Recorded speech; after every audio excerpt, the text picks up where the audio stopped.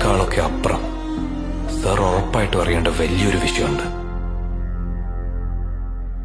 സാറിന്റെ മകൾക്ക് ഇപ്പൊ എത്ര പ്രായമുണ്ട്? 23.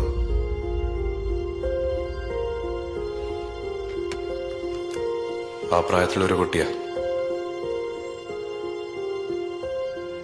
എന്റെ പേര് ജ്യോതി. പത്തനംതിട്ടയിലാണ് വീട്. എന്റെ വീട്ടില് അച്ഛനും അമ്മയും ഒരു അനിയത്തിയുണ്ട്. ഞാൻ UK-ലായിരുന്നു.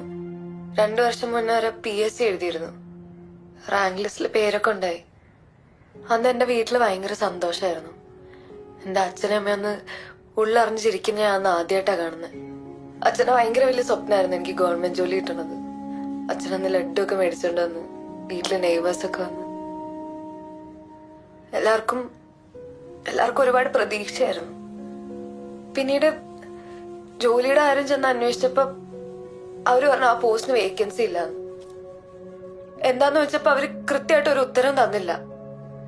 ഞാൻ വീണ്ടും PSC എഴുതി, കിട്ടി.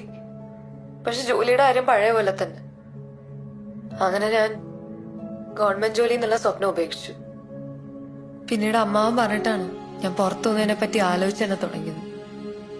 അടുത്തുള്ള ഒരു ഏജൻസിയിൽ അന്വേഷിച്ചപ്പോ അവര് പറഞ്ഞു IELTS ഒന്നും എഴുതണ്ട, അവിടെ ചെന്നാ മതി, പഠിച്ചാ മതി, വലിയ ശമ്പളമുള്ള ജോലിയൊക്കെ കിട്ടുമെന്ന് പറഞ്ഞു. അതിനവര് ചോദിച്ചത് 30 ലക്ഷം രൂപയാണ്. അത്ര പൈസ ഒന്നും ഞങ്ങക്ക് ചിന്തിക്കാൻ പോലും പറ്റില്ല. എന്നിട്ടും ഏതൊക്കെയോ ബാങ്കിൽ കയറി ഇറങ്ങി ലോൺ എടുത്തും ചിട്ടി പിടിച്ചും ആരത്തൊക്കെയോ കടമൊക്കെ മേടിച്ച് അച്ഛനും അമ്മയും അത്രയും പൈസ റെഡിയാക്കി എനിക്ക് വേണ്ടി. എന്നിട്ട് ഞാൻ UK-ക്ക് പോയി,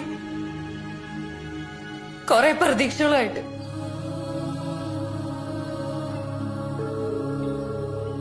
പക്ഷെ ലക്ഷക്കണക്കിന് ആൾക്കാരിൽ ഒരാള് മാത്രമായിരുന്നു ഞാൻ. ഏജൻസികൾ പറഞ്ഞ പോലെ ഒന്നും അല്ല അവിടെ. ഞാനെന്തൊക്കെയോ സൂപ്പർ മാർക്കറ്റിലും ഹോട്ടലിലും പാത്രം കഴുകി ടോയ്ലറ്റ് കഴുകി എന്തൊക്കെയോ ജോലിയെടുത്ത് അവിടെ ജീവിച്ചത്. എന്റെ ചെലവ് പോട്ടെ, എനിക്ക് മാസം വീട്ടിലേക്ക് അമ്മയ്ക്ക് അച്ഛന് കാശ് അയച്ചു കൊടുത്തില്ലെങ്കിൽ അല്ലെങ്കിൽ ഞാൻ ഇവിടെ നിന്നിട്ട് കാര്യമില്ല. എനിക്ക് പഠിക്കാനൊന്നും പോകാൻ പറ്റിയിട്ട് പോലുമില്ല. യൂണിവേഴ്സിറ്റിയിലേക്ക് ഞാൻ ഒരാഴ്ച പോയിട്ടുള്ളൂ.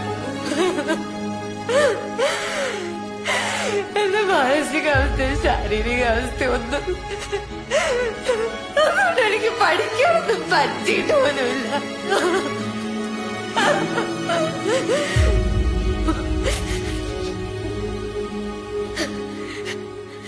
അവിടെ കുറച്ച് മണിക്കൂർ കൂടുതൽ പണിയെടുത്തതിന് സ്റ്റുഡന്റ് വിസയിലുള്ളവരെ ലേബർ സെക്യൂരിറ്റിക്കാരെ ഡീപ്പോർട്ട് ചെയ്യും. കുറെ തവണ ഞാൻ എങ്ങനെയൊക്കെ അവരുടെ കണ്ണിപ്പെടാതെ കഷ്ടിച്ച് രക്ഷപ്പെട്ടു. പക്ഷെ കഴിഞ്ഞാണ് അവരെന്നെ പിടിച്ചു. എന്നെ ഇപ്പൊ തിരിച്ച് നാട്ടിലേക്ക് അയച്ചേക്കാം. എന്നിട്ട് ഞാൻ വീട്ടിൽ പോയിട്ടില്ല. ഞാൻ ഇപ്പൊ മുംബൈയിലുള്ളത്. ഇവിടെ ഞാൻ ചെയ്യുന്ന പണി എനിക്ക് പുറത്തു വരാൻ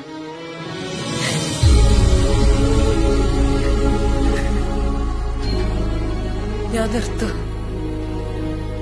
ഞാൻ അവസാനിപ്പിക്കുകയല്ല.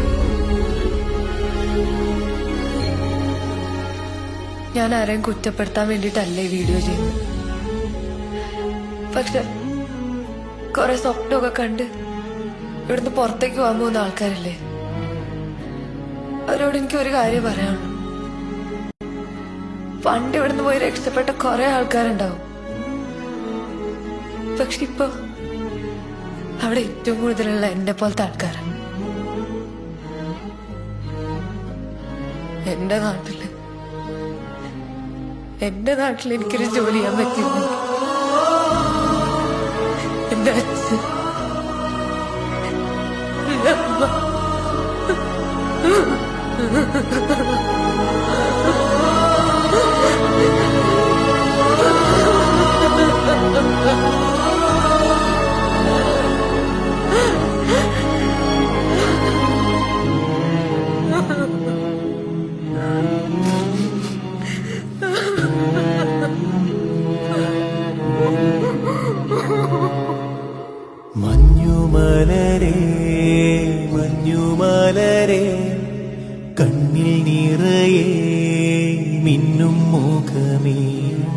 വെള്ളി വെയിലാൽ പൊള്ളും ഉയിരോ തന്നെ ഒരു നാൾ ജന്മം മൊഴിയാൻ നെഞ്ചിലൊരു നീരിട പന്തലൊരുക്കാൻ മെല്ലെ നിനക്കുറങ്ങാമിനിയവിടെ കുഞ്ഞിതളെ ഓരായിരം കിനാവുമാ അന്തിവെയിലരുകിലാരു നിന്നിടാൻ തുണയാരു തന്നിടാൻ കൺമണിയൊരു യാത്ര പോയതോ. ഒരു വർഷം ഇവിടുന്ന് പുറത്തേക്ക് പോകുന്ന കുട്ടികളുടെ എണ്ണം 3 ലക്ഷത്തിന് മുകളിലാണ്. അതിലെ പല കുട്ടികളുടെയും ബുദ്ധിയും കഴിവും പ്രയോഗിക്കേണ്ടത് നമ്മുടെ ഈ നാട്ടിലായിരുന്നു. സാർ ഒരു സ്ഥലത്തും പ്രചരണത്തിന് മറ്റു പോകുമ്പോൾ സാറിന്റെ പിന്നാലെ നിൽക്കുന്ന ആയിരക്കണക്കിന് അണികളിൽ എത്ര പേരാ 40 വയസ്സിന് താഴെയുള്ളവർ? സാറും തിരിഞ്ഞു നോക്കിയിട്ടുണ്ടോ സാർ കഴിഞ്ഞിട്ട് എന്തുമായിരിക്കുമെന്ന്? ഇപ്പോഴും സാറിനെ വിശ്വസിക്കുന്ന ഒരുപാട് പേരുണ്ട്. ഒരുപക്ഷെ അവർ പാർട്ടിക്ക് വേണ്ടി കൊടി പിടിക്കാനോ ജയ വിളിക്കാനോ വരില്ല. പക്ഷെ അവരുടെ കൂടെ വോട്ടിന്റെ ബലത്തില്ല ഇവിടുത്തെ MLA-മാരും മന്ത്രിമാരും അവരുടെ കസേരയിൽ ബലം പിടിച്ചിരിക്കുന്നത്. ഇനിയും സാർ അത് കണ്ടില്ലെന്ന് നടിക്കരുത്.